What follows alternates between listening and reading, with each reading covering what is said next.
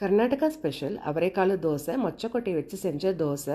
இதுக்கு வந்து 2 ஸ்பூன் எண்ணெய் விட்டுட்டு கடுகு கொஞ்சம், ஜீரகம் கொஞ்சம் வறுபட்ட உடனே பச்சை மிளகாய், இஞ்சி, ஒரு வெங்காயம் பொடியாக நறுக்கி சேர்த்துட்டு ஃப்ரை பண்ணிக்கோங்க 2-3 நிமிஷம். இது கூட ஒரு 3/4 கப்பு மொச்சக்கொட்டை, முடிஞ்சதுன்னா வெளியில் இருக்கிற பச்சை தோலை கூட எடுத்து சேர்த்துக்கோங்க. கொஞ்சம் உப்பு சேர்த்துட்டு அடுப்பை கம்மி பண்ணி மூடி போட்டு 5 நிமிஷம் வேக வச்சுக்கோங்க.